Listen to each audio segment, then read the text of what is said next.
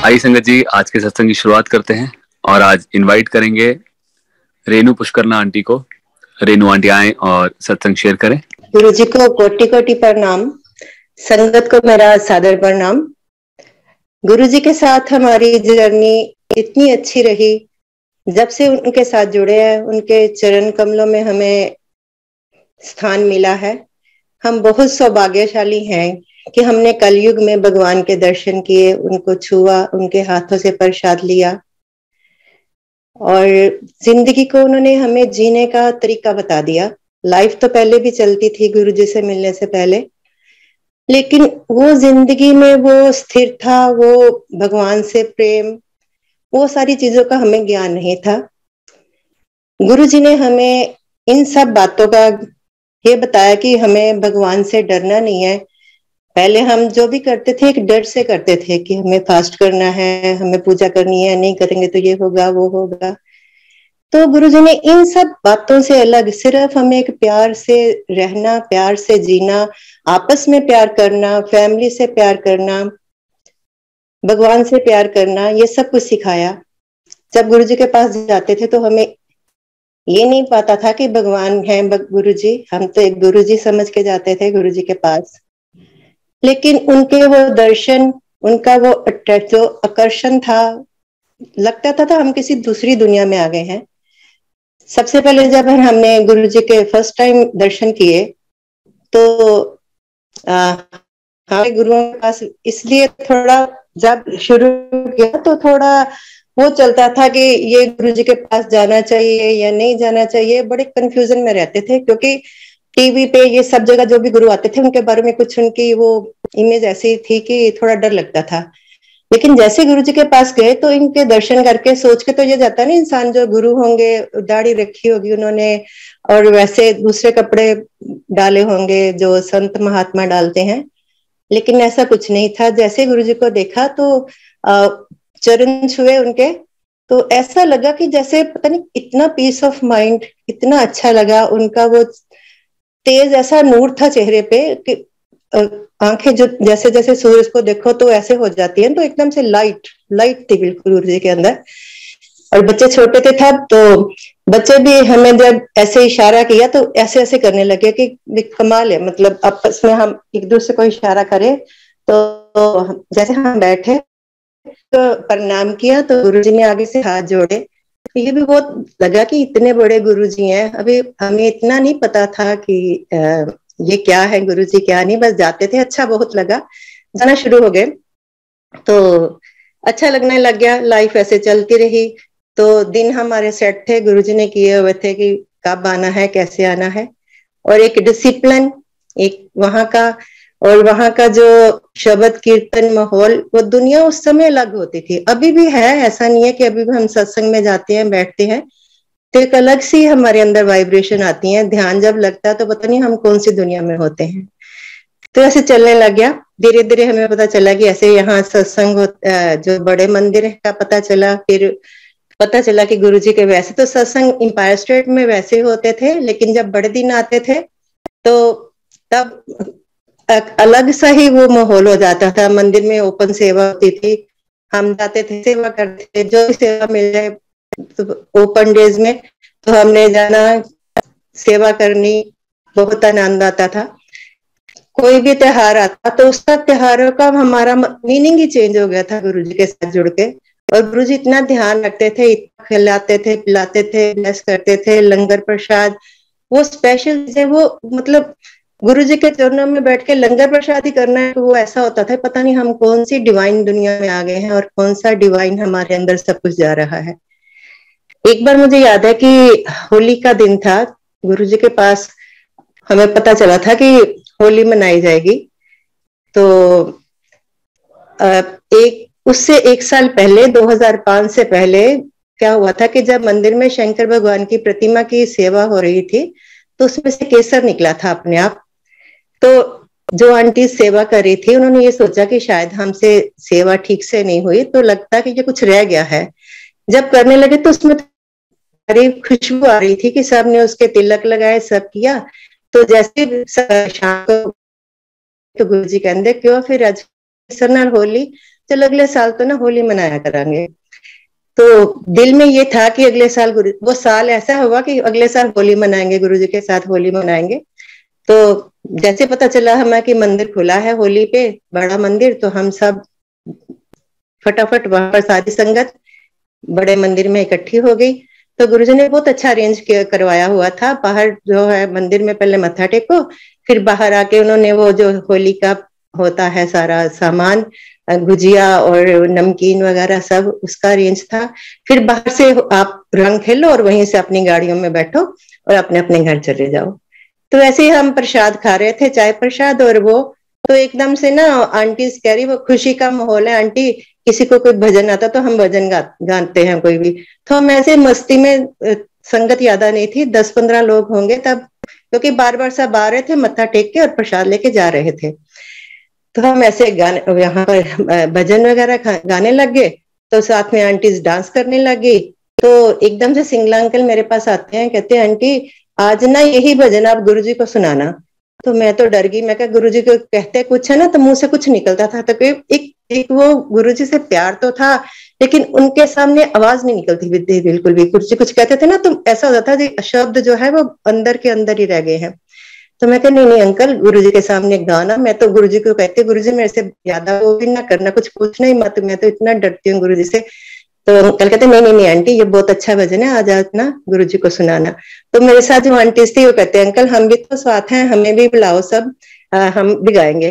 तो अंकल कहते चलो ठीक है आ जाना।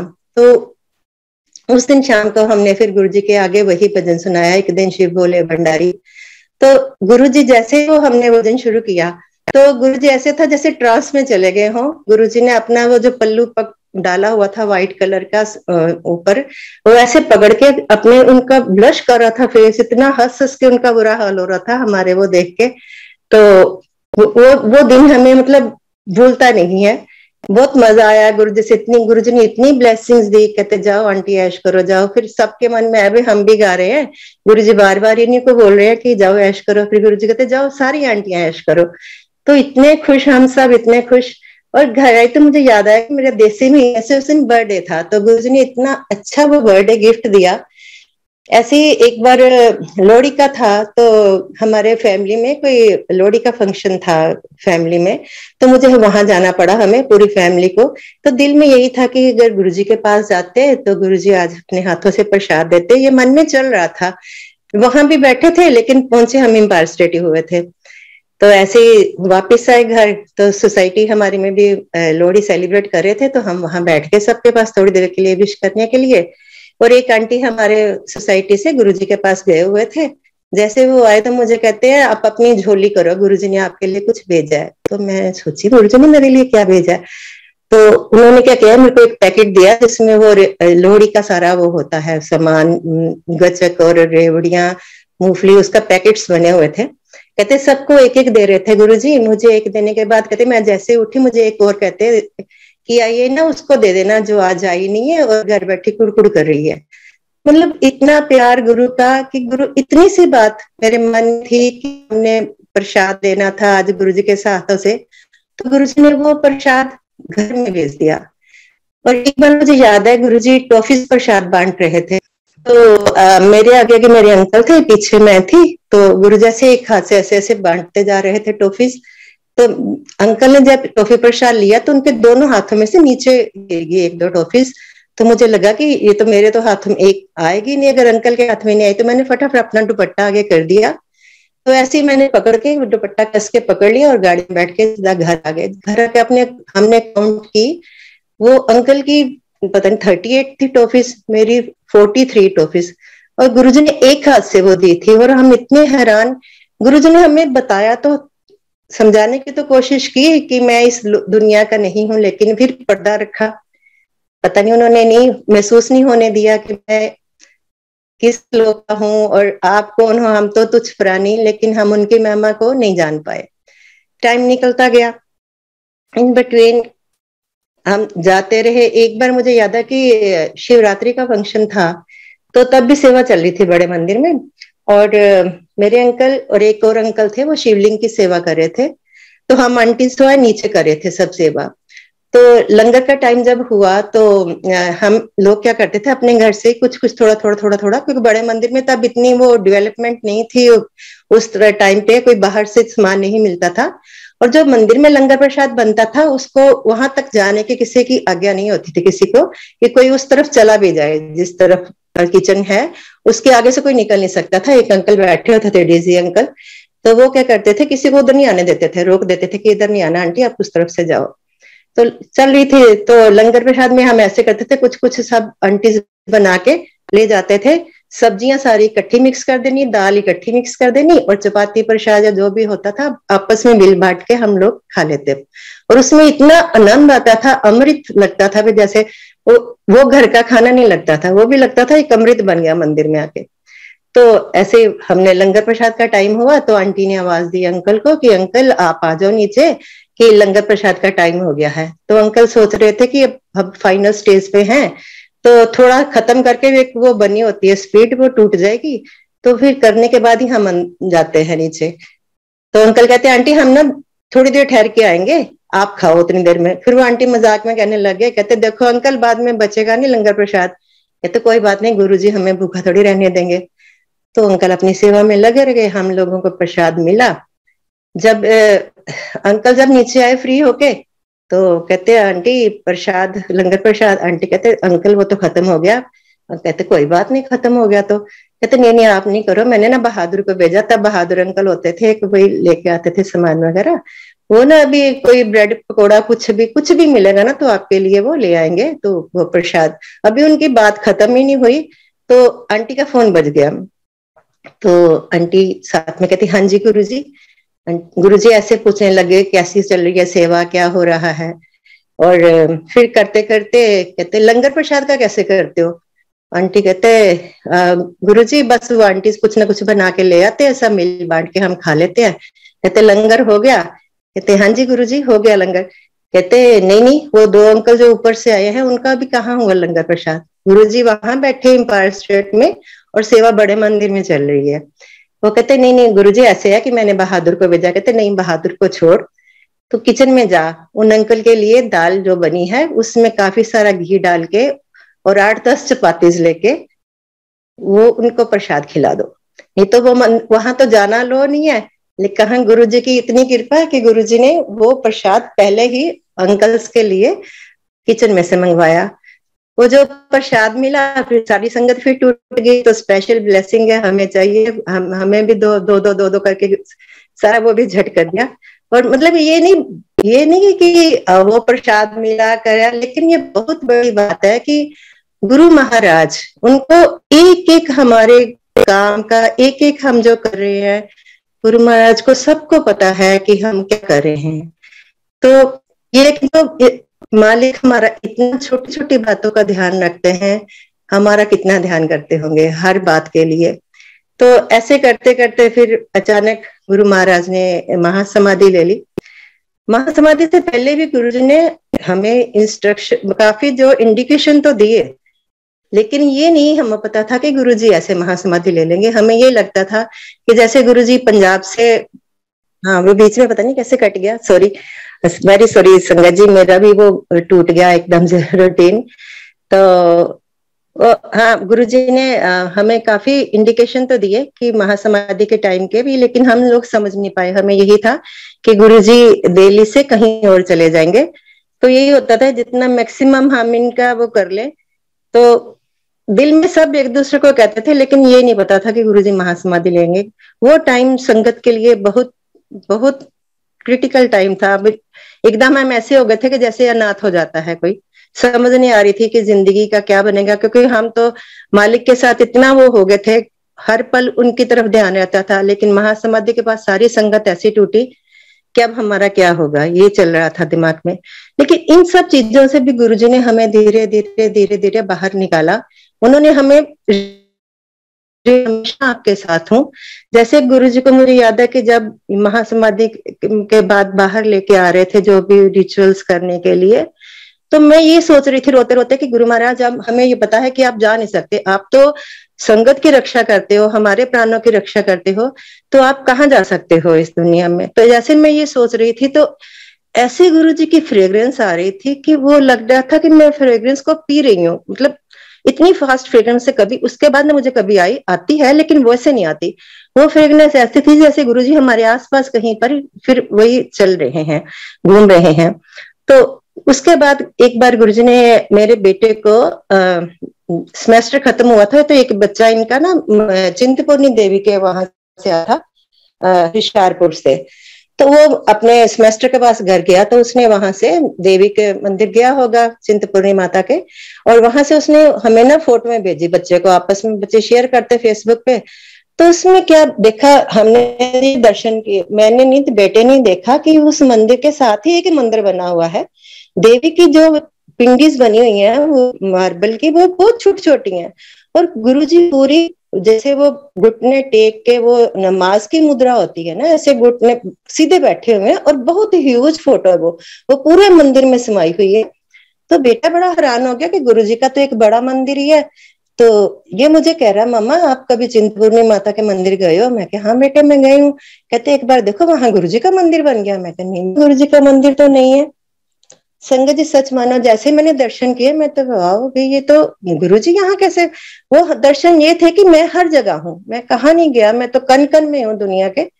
तो वो फोटो हमारी ना वो बच्चे के कंप्यूटर में रह गई थी। अभी हमारे घर में कोई आया था तो हमारी बात चल रही थी, तो मैंने उनको बताया कि ऐसे ऐसे गुरुजी ने दर्शन दिए थे हमें। तो वो कहते हमें फोटो दिखाओ, तो फोटो बच्चे के कंप्यूटर में थी, और बच्चा हमारा बाहर चला गया गुरुजी की कृपा से। तो मैंने उसके बच्चे को ही कहा, मैं कहा बेटी आप कंप्यूटर ऑन करके देखो, हमें तो याद भी नहीं है किस फोल्डर में है कैसे नहीं है, आप खुद ही निकाल के देख लो। संगत जी जैसे वो फोटो दोबारा निकाली तो उसमें अलग अलग चोले में स्वरूप आ गए हैं अब। मतलब पहले तो गुरुजी ने एक साक्षात वो दिए थे दर्शन, अब पूरी पिंडीज में गुरुजी के अलग अलग चोले में। वो आंटी ने बताया, कहते देखो आंटी आप ध्यान से देखो, पिंडीज में भी गुरुजी है, आपने तो देखा ही नहीं। तो मैंने कहा गुरुजी ने शायद ये फोटो इसीलिए निकलवाई है बाहर कंप्यूटर से इतने सालों के बाद, 2007 की बात है, और अब देखो 23 में गुरुजी ने वो दर्शन दिए कि हर पिंडी में गुरुजी विराजमान है। तो ऐसे उन्होंने मैं धीरे धीरे धीरे धीरे करके संभाल लिया। जिंदगी चल रही थी, कहते ना गुरुजी सबसे पहले हमारी लाइफ देखते हैं, हेल्थ देखते हैं, फिर उसके बाद जो भी है हमें देना देना तो उन्होंने सब कुछ है, लेकिन ये उनको पता है किस टाइम पे हमें किस चीज की जरूरत है। 2012 में लास्ट पे मेरा ना वेट अपने आप कम होना शुरू हो गया था संगत जी। तो ये समझ नहीं आ रही थी क्यों हो रहा है, तो मुझे नोटिस करना शुरू कर दिया लोगों ने, और सब कहेंगे आप ना चेकअप करवाओ, आपका वेट कम क्यों हो रहा है। तो मैं यही सोचती थी नहीं गुरुजी कर रहे हैं जो कर रहे हैं गुरुजी कर रहे हैं, लेकिन फिर सब बार बार कहें। तो ऐसे करते करके 2013 की मार्च आ गई, उसमें गुरुजी ने मुझे ड्रीम दिखाया कि मैं बेड रिडन हो गई हूँ, और फिर गुरुजी की मुझे आवाज आती है कि आगे चल के तेरा यह हाल होना है। मैं बहुत मोटी थी तब, तो मैं पर होन नहीं देंगा, 10 किलो घट करांगा, चिंता नहीं करनी, जो कोई कहना कहन दे, किसी ने दसना भी नहीं है, और मैं तो फिक्र नहीं करना कोई भी। फिर मैं और ज्यादा वो हो गई भी, चलो ठीक है अब तो गुरुजी का वो हो गया आदेश, जो हो रहा है ठीक हो रहा है। अब ऐसे करते करके जब जून का आ गया, मई जून का टाइम, तो सब कहने लगे आंटी आप 10 किलो कम हो गए हो, आप 10 किलो कम हो गए हो। तो मेरे अंकल वही ना मन में आ जाता है, कहते एक बार ऐसे करो चेकअप करवा लो, भी कुछ होगा तो पता चल जाएगा। मैं कहूँ नहीं गुरुजी ने बोला था भी मैं जो कर रहा हूँ मैं कर रही हूँ, तो हमने चेकअप नहीं करवाना। पर फिर वो कल कहते एक बार करवा लो, तो हमने चेकअप करवाया जब, तब उस समय फास्टिंग की मेरी शुगर आई 500।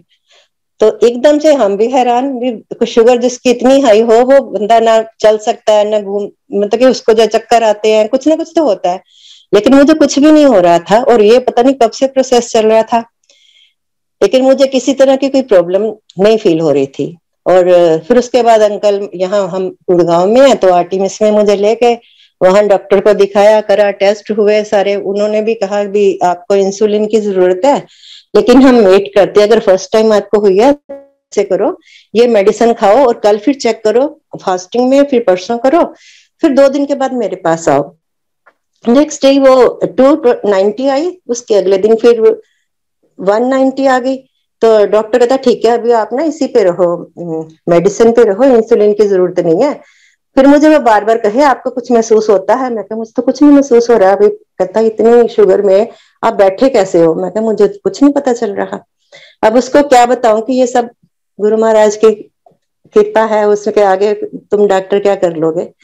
फिर ऐसे हुआ कि मेरे को शुगर डाउन आनी शुरू हो गई, तो हमने एक टेबलेट अपने आप ही बंद कर दी, लेकिन चल रहा था ऐसे, जो मेडिसिन थी अभी चल रही थी। जैसे संजय जी मैंने मेडिसिन शुरू की, मेरे सारे सेंस ऑर्गन पे ना इफेक्ट आना शुरू हो गया। इतनी देर कुछ नहीं हुआ, पता नहीं कब से हो रहा था, लेकिन जैसे मेडिसिन शुरू के बाद मेरी आई साइट बिल्कुल चली गई। मेरे को 2 चश्मे लग गए, एक पास का एक दूर का, इतने मोटे मोटे लेंसेज वाले। एक नंबर 7 था, एक शायद 8 था। और मुझे बिल्कुल ऐसे सुबह उठी तो एक लाइट की जगह 10-10 लाइट्स नजर आ रही थी, फोकस नहीं हो रहा था कुछ भी। तो मैंने सोचा चलो ठीक है, गुरुजी हमारे 90% कहते हैं ना गुरुजी काट देते हैं, वो उन्होंने बेड रेडिंग का काट के मेरा, चलो शुगर का है तो कोई नहीं, वो भी धीरे धीरे करेंगे अपने आप ही ठीक, जो करना है उन्होंने, जो उनकी इच्छा। थैंक्स है फिर भी उनका कि उन्होंने बेड पे नहीं पड़ने दिया। ऐसे 2 महीने बीते तो मुझे फिर ना दिखाई दे उन चश्मों में से।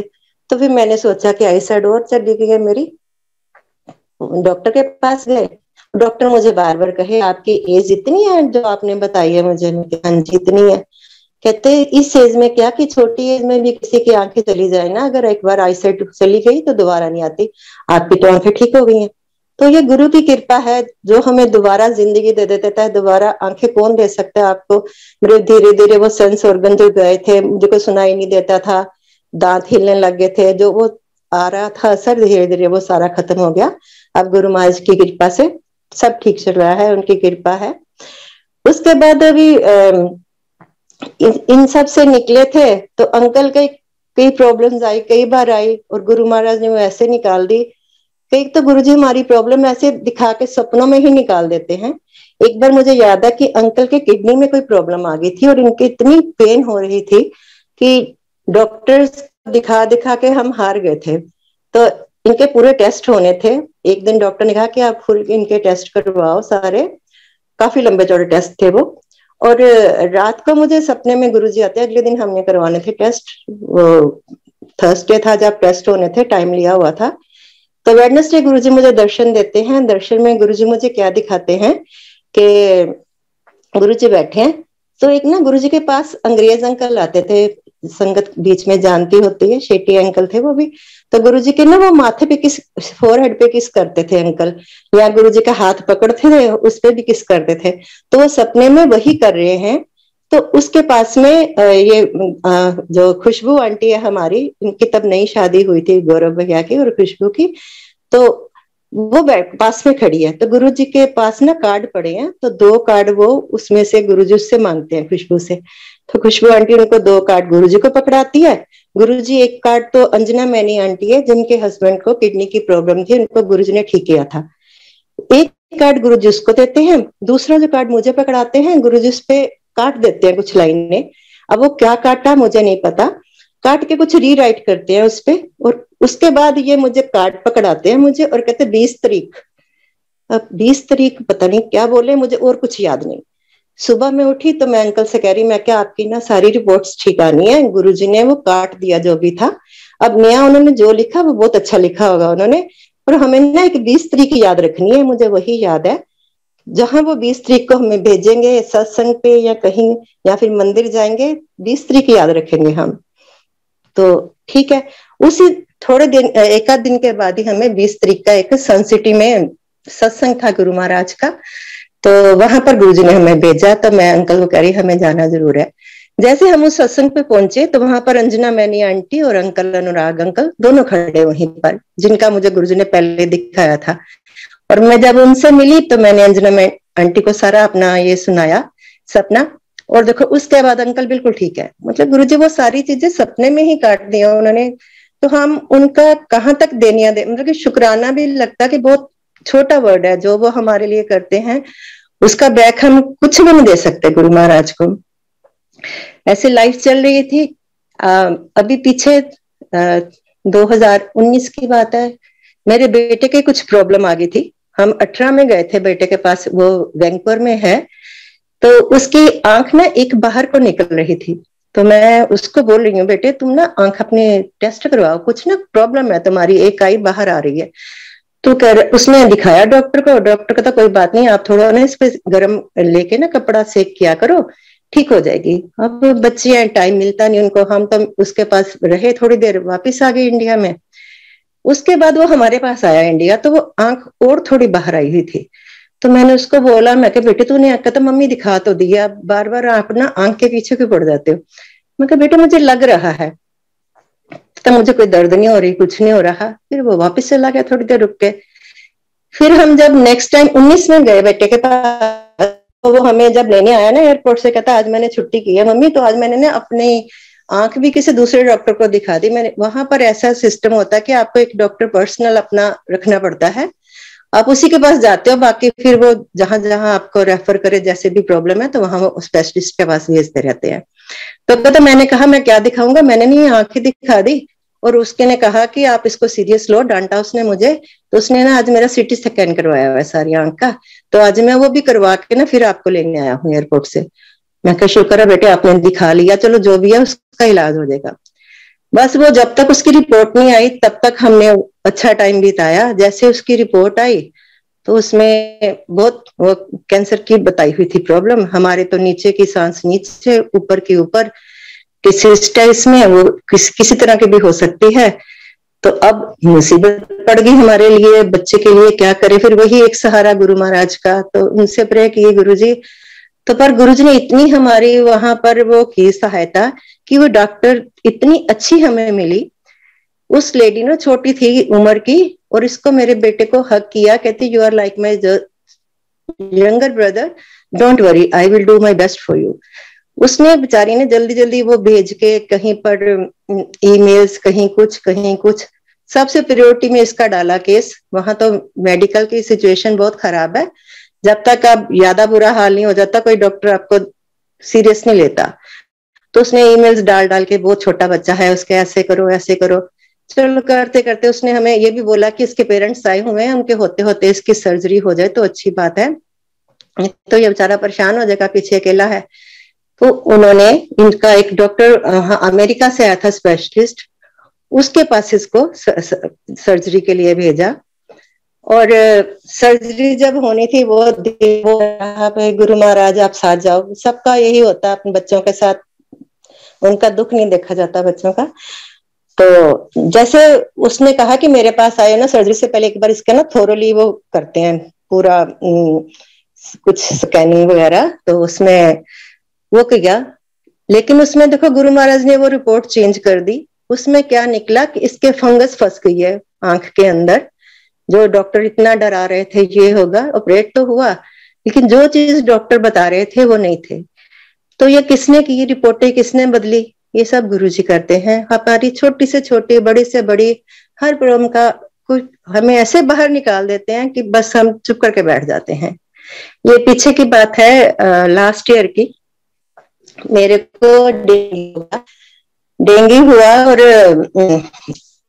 पता नहीं था पहले, तो वैसे होता ना, टेम्परेचर हुआ, चलो जी मेडिसिन ली और ठीक हो जाएगा।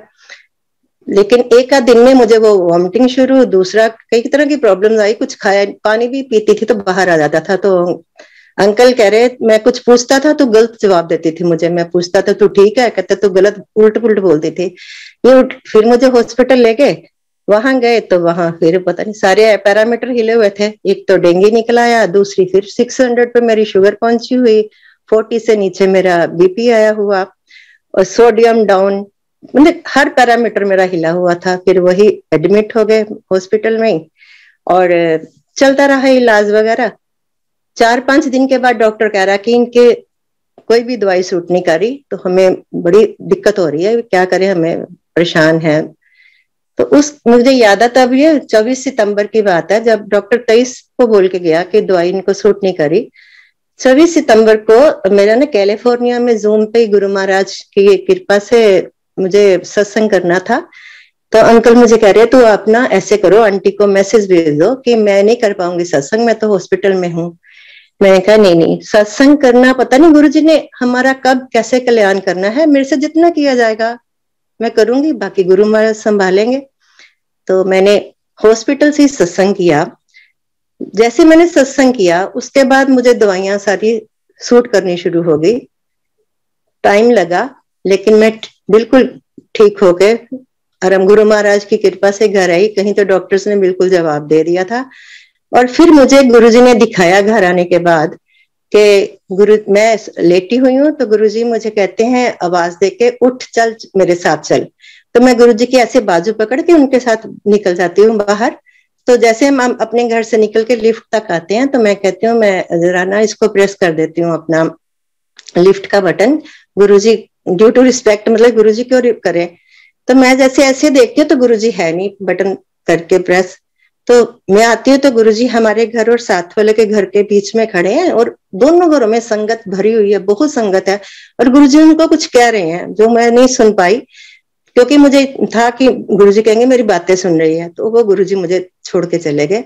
तो गुरुजी ने ये भी दिखा दिया कि जो हमारी लाइफ है वो उनके हाथ में है, कहाँ हमने रहना है, कहाँ हमने जाना है, ये सब गुरुजी के हाथ में है।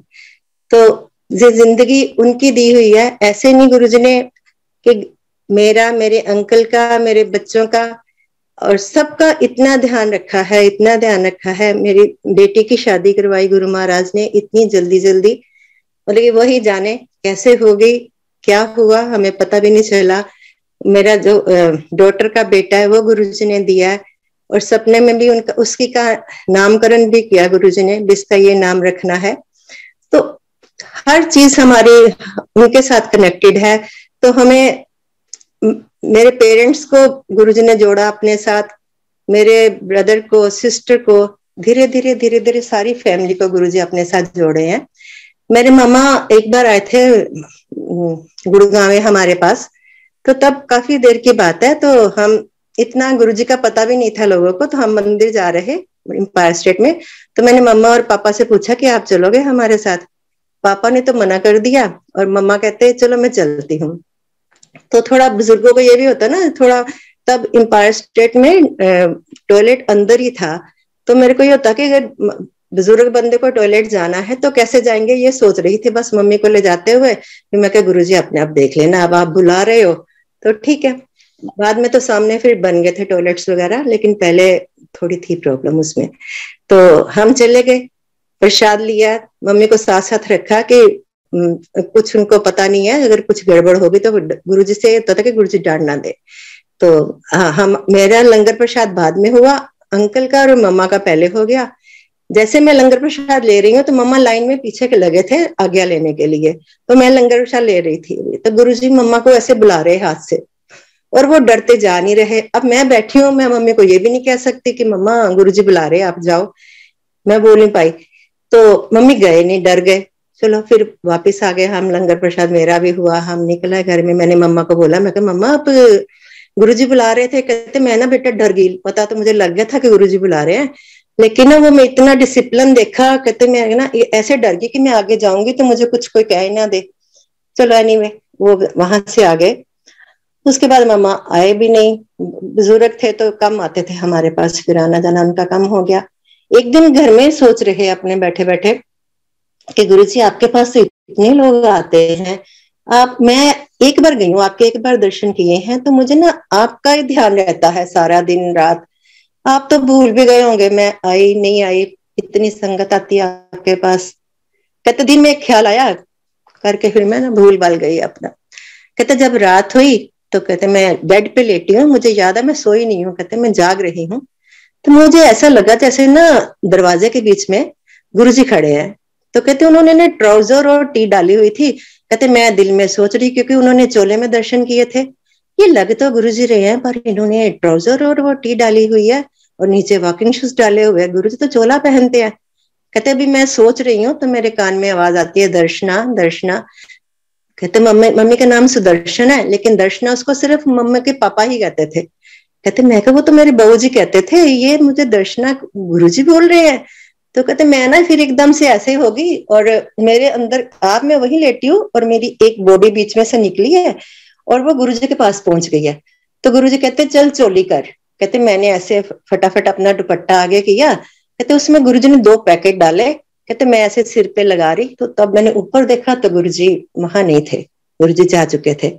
कहते फिर मैं वो मेरे शरीर आया, उसने वो जो डिब्बे थे वो टेबल पे रखे। कहते फिर मुझे होश आई भी मैं कहाँ थी, गुरुजी कहाँ गए। कहते फिर मुझे कुछ समझ नहीं आई। तो चलो मैं क्या, चल ठीक है, गुरुजी को मेरे, कहते फिर मेरे दिमाग में आया कि मैंने तो सुबह सोचा था कि गुरुजी आपके पास तो इतनी दुनिया आती है, पता नहीं आपको मेरा, लेकिन वो आपने मुझे उस नाम से बुलाया जिस नाम से मेरे पापा बुलाते थे मुझे। तो वो बात आई गई होगी। उसके बाद मेरे मामा ने अपना घर रेनोवेट करवाया। वो जो जो डिब्बे दिए गुरुजी ने, वो डबल स्टोरी घर बनवाया उनका, पहला फर्स्ट वाला और फिर सेकंड वाला। तो उसके बाद मेरा भाई जो था वो यहाँ जाता था रामाशरणम लुधियाना में। तो मेरा बड़ा मन था कि एक बार वो भी गुरुजी के दर्शन कर ले। तो लेकिन जब कहना तो उसने टाल देना, उसने कहना कोई नहीं दीदी, एक ही शक्ति आती है, भगवान एक ही है, इधर देख लो उधर पूज लो। तो फिर मैं दोबारा कहती नहीं थी, क्योंकि हमारा काम होता है एक बार कहना, गुरुजी ने जब किसी को मिलाना है, जब बुलाना है, उनके हाथ में है। तो एक बार मुझे याद 2006 से 7 चढ़ना था और न्यू ईयर का फंक्शन था। तो बड़ी फोग थी बड़ा हो, तो उसको हमने बुला लिया, तो आजा। अब वो बहाने लगाए, साथ में मेरे सिस्टर के हस्बैंड थे, उसका भी मन था कि मैं लेके जाऊं इनको, वो आते थे गुरुजी के पास। तो ये कभी बहाना लगाए फोग बढ़ गया, कभी कुछ कहे कभी कुछ कहे। तो लेकिन वो गुरुजी ने जब बुलाना है तो वो फोग वगैरह कोई कुछ नहीं कर सकता। ट्रेन काफी लेट हो गई। जब मैंने फोन किया तो अंकल मंदिर में गए हुए थे सेवा करने, और ये मुझे कहते थे तब ना इतने डेवलपमेंट नहीं हुई थी गुड़गांव में। तो अंकल कहते हैं अगर ये इफ्को तक आ जाएंगे ना, यहाँ तक आ जाएंगे आजादपुर तक, तो उनको कहना फोन कर दे, मैं मंदिर से निकलूंगा तो वहीं से उनको पिक कर लूंगा, टाइम बच जाएगा रात को, फिर नहीं तो लेट हो जाएंगे गुरुजी के दर्शनों के लिए। तो मैंने कहा अभी तो उनकी ट्रेन वहां से लेट चली है और पता नहीं कब तक पहुंचते हैं आप। कहते कोई बात नहीं, तो मुझे फोन कर देना, मैं फिर आ जाऊंगा वहां से निकल के। मैं अभी सोच ही रही हूँ 5 बजे उनका फोन आता है कि हम दिल्ली पहुंच गए हैं। मैं कहा मतलब वो ट्रेन गुरुजी ने पता नहीं हवाई जहाज बना दी ऐसे, वो इतनी फास्ट, और धुंध इतनी सुबह, पता नहीं वो कैसे गुरुजी ने फटाफट फटाफट ट्रेन पहुंचाती। अंकल इनको पिक भी करके ले आए, आ भी गए। जब दर्शन करने गए ना, तो मेरा ब्रदर, ये जेंट्स पहले हो आए थे, हम जो थे पहले सोचा वॉशरूम होके फिर चलते हैं गुरुजी के दर्शनों के लिए। जब हम आए तो मेरा ब्रदर फिर खड़ा, मैं कहा तू दर्शन कर आया? कहता हाँ कर तो आया, लेकिन मेरा ना मन नहीं भरा, मैंने एक बार फिर जाना है। मैं कहा देख बेटा, यहाँ ना बड़े मन जो फंक्शंस में ना बार बार दर्शन नहीं करने देते गुरुजी, एक बार हो गए, बड़ी बहुत बड़ी बात है। कहता नहीं मैं तो जाऊंगा, कोई बात नहीं। तो मैं कहा ठीक है चल, पर डांट पड़गी तो फिर मुझे मत कहना। मेरे को था कि पहली बार आया है, अगर किसी ने डांट दिया फिर हो जाता कि फर्स्ट टाइम जो है वो नहीं समझता कि गुरुजी की डांट भी हमारे लिए वो भी एक दवाई है, अमृत है। तो ये बच्चा हमारे साथ चल पड़ा। तो आगे आगे वो था, पीछे पीछे मेरी सिस्टर थी, उसके पीछे मैं थी, तो भाभी मेरी मेरे भी पीछे थी। तो भाई मेरा जब गया, मैं एकदम हैरान, वो तो गुरुजी के सिंहासन के बिल्कुल पास बैठा, गुरुजी से बात कर रहा। मैं कहा बड़े मन फंक्शन में तो गुरुजी ऐसे दूर से सबको पीछे ऐसे ऐसे करते रहते हैं, तो ये गुरुजी से बात कर रहा था। मैंने कहा पता नहीं। फिर वो वहां से निकला और वो म्यूजिक रूम की तरफ से बाहर को जा रहा था, तो वहां खड़ा होकर रोने लग गया। मैं क्या इसको डांट पड़ गई गुरुजी से लगता है। मेरी सिस्टर गई पीछे पीछे, वो उसने देखा भाई रो रहा है, वो भी रोने लगी। अब मैंने देखा ये दोनों रो रहे हैं, मुझे पता नहीं था क्यों रो रहे हैं, मेरा भी मन भर रहा है, अभी पहली बार आया है, अब पता नहीं क्यों रो रहा है क्या। मैंने कहा भाई रो क्यों रहा है? कहता गुरुजी ने मुझे ब्लेस किया। कहता मैंने कहा गुरुजी हमारा घर बना है, मम्मी ने ना आपको थैंक्स भेजा है। गुरु कहते मैंने पता है, मैं ही तो बनवाया, जा ऐश कर। तो कहता जब उन्होंने इतना कहा ना, तो कहते मेरी आंखों में आंसू आ गए। गुरुजी को कितना पता है, कितना ध्यान रखते हैं हर चीज का। फिर उसके बाद देखो गुरुजी ने महासमाधि लेनी, लेकिन जब गुरुजी ने दर्शन देने हैं तो उन्होंने हर हाल में देने हैं। जिसको बुलाना, जिसको जोड़ना, हम ये कहते हैं बहुत लक्की हैं कि हमें कलयुग में भगवान खुद मिले, खुद हमने उनको महसूस किया। हमारे से ज्यादा लकी कोई नहीं है। देखो जीवन है तो सुख दुख आते रहते हैं, और हम गुरु महाराज को जो वो हमारे लिए करते हैं उसके बदले में कुछ नहीं दे सकते, सिर्फ उनका गुणगान है। अगर हमें वो मौका मिले तो हमें चाहिए कि वो हम उसको मिस ना करें और अपनी जिंदगी उनके बताए हुए रास्तों पर चलने की कोशिश करें, क्योंकि हम ह्यूमन बीइंग्स हैं। दुख आते हैं तो हम डोल जाते हैं, हमारा वो टेस्ट टाइम होता है, हम उसमें पास होना बहुत बहुत मुश्किल है इस दुनिया में रहते हुए, क्योंकि रहते हुए सब कुछ चाहिए, सिर्फ हम इतनी कोशिश कर सकते हैं कि गुरु महाराज की मर्यादा में रहे। जो शब्द गुरु जी ने हमें हमारे जीवन के लिए अमृत दिए, हम उनको सुने, सत्संग सुने, जो प्रसाद वो हमें देते हैं वो खिलाए। इतने सिंपल से हमारे वो उन्होंने रूल बताए हैं जीने के। तो वही सत्संग, वही ना समझ नहीं आती, कई बार शुरू हो जाए तो कहीं से कहीं पहुंच जाते, सोचता है बंदा कुछ है और गुरु जी कैसे कैसे किस तरफ कर देते हैं वो मुझे पता नहीं। मेरे को एक बेटी का सत्संग याद आ रहा है कि जब मेरी बेटी ने कंसीव किया था तो इसको खाना नहीं पच रहा था किसी तरह से भी, तो डॉक्टर्स को भी बोला भी नहीं कहता कोई बात नहीं हो, वो डॉक्टर तो यही कहते हैं ना कि जब हो जाता है इस हालात में, कभी भूख लगती है कभी नहीं लगती। लेकिन वो होता है कि जब बच्चा खा ही नहीं रहा और उस डाइट की जरूरत होती है तो बड़ा थोड़ी बुरी हो जाती है। तो ऐसे तभी फारूक नगर में एनुअल सत्संग था, तो ऐसे मेरे मन में विचार आ रहा है कि उसके लिए ना मैं प्रसाद ले लूं। तो मैं ये सोचूं कि अब बोलूंगी तो अच्छा नहीं लगता, पता नहीं, पर गुरु जी बार बार ऐसे मन में ना ठोक डाल रहे थे कि उसके लिए ना कुछ भी प्रसाद ले जा। तो मैंने अंकल से बोला, जो कह रहे थे कि अंकल मुझे एक रोटी प्रसाद दे दो कि घर लेके जाना। तो कहते हाँ आंटी, फिर गुरु जी देंगे। मेरे को लगता मैंने कहा भी नहीं, तो एकदम से अंकल आए, मुझे कहते ये लो आंटी रोटी प्रसाद घर ले जाओ। ठीक है, ये गुरु जी ने भेजी है। फिर तो मैंने वो बच्ची को खिलाई, तो उसके बाद उसको सारा डाइजेस्ट होना शुरू हो गया। तो वो भी मुझे गारी कहती मम्मी देखो मुझे जो प्रॉब्लम थी मेरे गुरु ने समझी, आप नहीं समझ पाए, डॉक्टर नहीं समझ पाए, जो करने वाले हैं गुरु जी हैं। तो गुरु जी का लख लख शुक्राना है, लख लख थैंक्स है कि जीवन में उन्होंने ऐसे हम संभाला हुआ है। संगत जी का कोई दुख आता है सुख आता है तो उसको भी उनका प्रसाद समझ के ग्रहण करना चाहिए। चीजें मुश्किल है जीवन में अपनानी, पर हम लोग सिर्फ कोशिश कर सकते। गुरु जी ने एक बार हमारे घर सत्संग करवाया, तो एक आंटी दिल्ली में रहते थे तो वो सत्संग में आ नहीं पाए। तो उसके बाद आंटी का हमें दोपहर को फोन आता है कि आंटी मैं सत्संग पे आ नहीं पाई और मैं आज अंकल को लेकर ना हॉस्पिटल गई थी अपने, उनके ना छाती में बहुत बड़ा लम्ब बन गया है, वो इतना हार्ड है और इतना बड़ा है कि उनको सांस लेने में भी प्रॉब्लम आ रही है। तो कहते हमारा वो टाइम निकल गया उसमें। मैं कोई बात नहीं आंटी, वो ना जो गुरुजी की इच्छा, मैं उन्होंने जिसको जैसे भेजना उनको पता उनका है वो। तो वो कहते हैं आंटी पर मैं ना अभी दोपहरी लेटी थी तो मुझे गुरुजी ने कहा कि आप ड्रीम में कहा कि उत्थे जाके प्रसाद खा, अंकल ना सत्संग करवा आंटी को लो लेके जा ते प्रसाद खिलाओ थे, जो भी चाह प्रसाद। कहती आंटी कोई भी प्रसाद हो ना, मैं कह अगर आंटी आपको गुरुजी ने बोला तो आप प्लीज वेलकम, गुरुजी का घर है, जब सत्संग होता तो हमारा घर तो है ही नहीं, वो गुरुजी का घर है। तो मैं क्या आप ले आओ अंकल को, तो हम मैं क्या सत्संग भी करेंगे प्रसाद भी जो आप कहोगे, चाहे प्रसाद दूसरा जो भी गुरुजी का हुक्म होगा आप आ जाओ। तो वो अपने अंकल को लेके और अपनी मामा को लेके हमारे घर आए। तो उस दिन पता नहीं कैसे गुरुजी के वाले जो भोग की वो खीर प्रसाद था वो रह गया देना, वो भी गुरुजी की ही होती है सारी। जब मैं किचन में गई मैंने चाय प्रसाद रखा तो मेरे को वो कटोरी दिख गई, मैं कहा ये तो आज यही रह गया प्रसाद। तो मैंने वही प्रसाद एज इट इज उठाकर अंकल को दे दिया, फिर चाय प्रसाद बनाया। फिर वो जो मन में उन्होंने सत्संग डाले गुरुजी ने, मैं सत्संग उनसे करती गई और काफी टाइम रात बढ़ गई हो गई। तो वो जब घर चले गए तो उनका 2-3 दिन के बाद वो दोबारा टेस्ट वगैरह होने थे।